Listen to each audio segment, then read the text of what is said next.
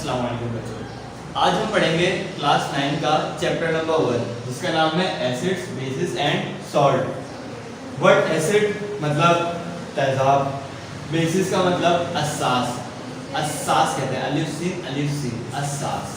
उसके बाद सॉल्ट मतलब नमक।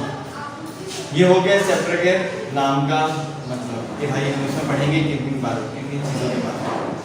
अब बात करते हैं हम रिकॉग्नाइजेशन की कि एसिड्स बेसिस और सॉल्ट रिकॉग्नाइज कब होते हैं, मतलब दुनिया वालों को पता कब चला था कि भाई ऐसी भी कोई चीज़ें मौजूद हैं दुनिया में। तो ये बात है 15th सेंचुरी की। 15th सेंचुरी में ग्रुप ऑफ कंपाउंड मिले दो तरीके के, केमिस्ट को हमारे दो तरह के ग्रुप ऑफ कंपाउंड मिले। एक तो वो थे कि जिनका टेस्ट जो था थोड़ा सा खट्टा था, और दूसरे वो कि जिनका टेस्ट थोड़ा बिटर था, मतलब थोड़ा सा कड़वा। तो उन्होंने ऐसे तमाम कंपाउंड कि जिनका टेस्ट जो था वो थोड़ा खट्टा था, उन्होंने उसका नाम रखा, उन ग्रुप ऑफ कंपाउंड का नाम रखा एसिडोस। इसका मतलब होता है, ये एक लैटिन वर्ड है जिसका मतलब होता है सोर। ऐसे जितने भी कंपाउंड कि जिनका टेस्ट सोर था उन्होंने उसको एसिडोस में रखा, जिसको कहते हैं एसिड। सेम ऐसे ही जब वैसी बात है, अब उन्होंने सोर टेस्ट का एक कंपाउंड का एक ग्रुप बना दिया, वैसे ही उन्होंने जितने कंपाउंड थे जिनका टेस्ट था बिटर मतलब कड़वा, तो उन्होंने उन सबको डाला बेस में। रिकॉग्नाइजेशन के बाद बात करते हैं हम रिसोर्सेज की, कि मतलब हमारे पास एसिड हो या बेस, ये किन किन रिसोर्सेज से हमारे पास हासिल होता है। तो बात करूंगा पहले मैं एसिड की।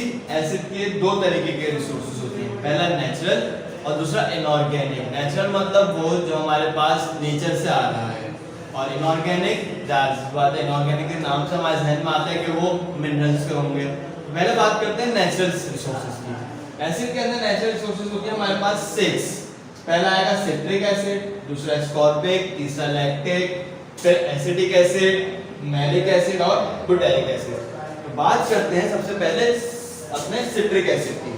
तो सिट्रिक एसिड ऐसे जितने भी फ्रूट्स होंगे जैसे ऑरेंज, ग्रेप और हमारे पास लेमन हो गया, इन सब के अंदर मौजूद होता है हमारे पास citric acid. Lemon, grapes and orange etc। और भी बहुत सारे ऐसे फ्रूट्स होते हैं जिनके अंदर सिट्रिक एसिड मौजूद होता है, लेकिन बेसिकली लेमन, ग्रेप्स और ऑरेंज ऐसी चीजें जो हम खाते भी हैं और हम देखते भी हैं। फिर बात करता हूं मैं एस्कॉर्बिक एसिड की। ऐसे जितने कंपाउंड जिनके अंदर विटामिन सी पाया जाएगा वो सारे के सारे हैं हमारे एस्कॉर्बिक एसिड। उसके बाद लैक्टिक एसिड।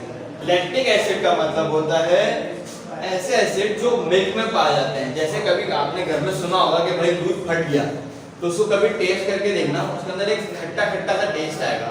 उस टाइम पे मिल्क के अंदर हमारे मौजूद होता है लैक्टिक एसिड। अब बात करते हैं अपने एसिटिक एसिड की।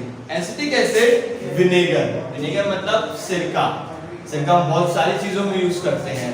तो एसिटिक एसिड पाया जाता है विनेगर में। उसके बाद मैलिक एसिड। मैलिक एसिड ज्यादातर एप्पल्स में होता है। जैसा आप लोगों ने सुना होगा सेब का मुरब्बा बन गया, तो जो मुरब्बा बनता है ना उस टाइम पे वो सेब का सिरका या आप लोग कह लो मैलिक एसिड मौजूद होता है उसमें। तो जितने भी एप्पल्स होते हैं वो मैलिक एसिड कंटेन करते हैं।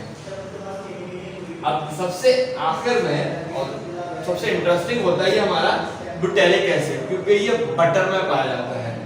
ये पाया जाता है हमारे पास बटर में। बटर मतलब मक्खन। एक तो भाई लैक्टिक एसिड हो गया जो मिल्क में पाया जाता है, मिल्क से बनने वाली प्रोडक्ट बटर, इसमें दूसरे तरीके का बुटाइलिक एसिड पाया जाता है। तो ये हुई हमारी सारी नेचुरल रिसोर्सेज ऑफ एसिड। अपनी नेचुरल रिसोर्सेज के बाद बात करते हैं हम अपने इनऑर्गेनिक रिसोर्सेज में। इनऑर्गेनिक में हमारे पास 3 एसिड्स आते हैं, H2SO4 मतलब sulphuric acid, HNO3 nitric acid, HCl hydrochloric acid. बात करता हूँ H2SO4 की। H2SO4 सबसे खतरनाक एसिड है, मतलब सल्फ्यूरिक एसिड। अगर किसी कंट्री में इसकी खरीद बढ़ जाए तो वो हमारे जो इंडेक्स होते हैं ना इंटरनेशनल इंडेक्स, उसमें कंट्री जो है वो नीचे की तरफ जाएगा कि ये खतरनाक मुल्क है, इसमें ज्यादा से ज्यादा इस एसिड की कंजप्शन चल रही है, मतलब इस्तेमाल कर रहा है। उसके बाद बात करते हैं अपने नाइट्रिक एसिड की। तो ये दो चीजों में इस्तेमाल होता है, एक अच्छी एक बुरी। पहले बताता हूँ बुरी। ये हमारे जितने भी एक्सप्लोसिव्स होते हैं ना, मतलब आप कह लो बॉम्ब, अब वो कोई भी तरीके का बॉम्ब हो, एटम बम के अलावा, उसमें ये हमारा नाइट्रिक एसिड इस्तेमाल होता है। दूसरी चीज फर्टिलाइजर्स, मतलब खेती बाड़ी या फसल अगर हमारी बढ़ानी होती है तो उसमें ये इस्तेमाल करते हैं। जैसे आप लोगों ने टीवी पे कभी कभार ऐड देखा होगा, उसमें एक सरसब्ज की बोरी बनी आती है, किसानों का आता है आप ये लें कोई कीमियाई खाद है। वो जो कीमियाई खाद है ना वो बेसिकली नाइट्रिक एसिड से मिलकर बनती है। सबसे एंड में बात करता हूँ अपने इनऑर्गेनिक सोर्सेज में, वो आता है HCl। HCl जरूरी नहीं कि ऐसी बात है ये सबसे खतरनाक, फिर उसके बाद इसकी बात करूँ तो ये अच्छा होगा, ये भी बुरा है। लेकिन इसकी खासियत ये है कि हमारा जो डाइजेस्टिव सिस्टम है उसके अंदर, स्टमक के अंदर ये मौजूद होता है एज ए गैस्ट्रिक जूस में। हमारे स्टमक के अंदर जो गैस्ट्रिक जूस होता है उसके अंदर HCl 0.4% मौजूद होता है, जो हमें चीजों को डाइजेस्ट करने में भी मदद देता है, या आप लोग कह लो जो हम खाते हैं वो हजम करने में मदद देता है। आफ्टर रिसोर्सेज हम बात करते हैं प्रॉपर्टीज की, कि भाई एसिड और बेस की प्रॉपर्टीज क्या क्या होते हैं। अब आप इनको इन दोनों की प्रॉपर्टीज भी कह सकते हो या इन दोनों का एक दूसरे से डिफरेंस भी कह सकते हो। अब हम बात करते हैं सबसे पहले अपनी नंबर 1 प्रॉपर्टी की, जो है टेस्ट। तो भाई हमारे पास एसिड का टेस्ट कैसा होगा और बेस का कैसा होगा। एसिड का होगा हमारे पास सोर टेस्ट, मतलब खट्टा, और बेस का होगा बिटर, मतलब कड़वा।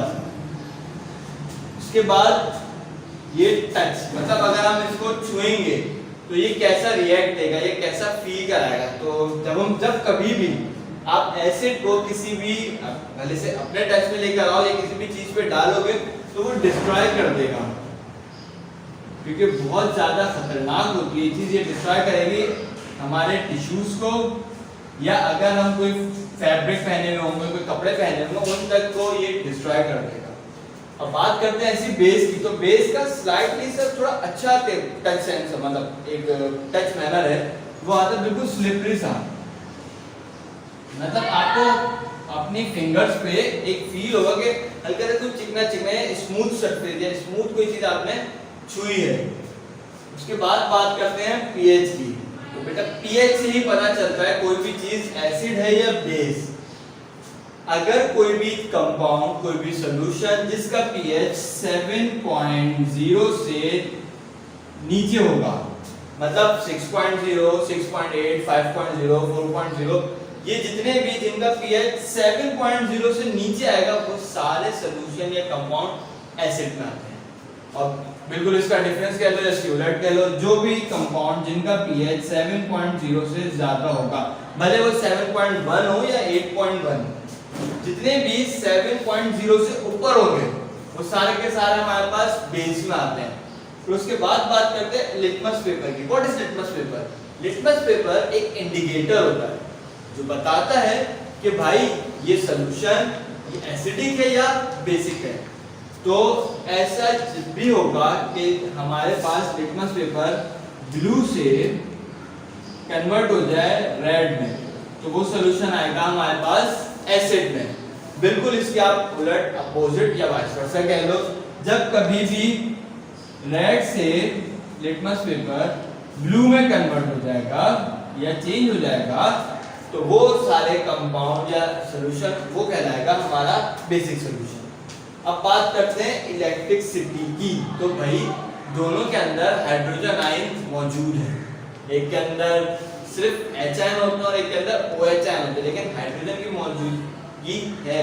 तो बेसिकली इसके जितने भी एक्वस सॉल्यूशन होंगे, चाहे वो एसिड का हो या बेस का, दोनों के दोनों कंडक्ट करेंगे इलेक्ट्रिसिटी। एक्वस सॉल्यूशन उनको कहते हैं कि जिनके अंदर हमारे पास पानी मौजूद होता है, ऐसे सॉल्यूशन कहलाते हैं एक्वस सॉल्यूशन। तो वो चाहे एसिड का हो या फिर वो बेस का, दोनों के दोनों कंडक्ट करेंगे इलेक्ट्रिसिटी। तो यहां तक हुई हमारी प्रॉपर्टीज। अब इंशाल्लाह नेक्स्ट लेक्चर में आपको बताएंगे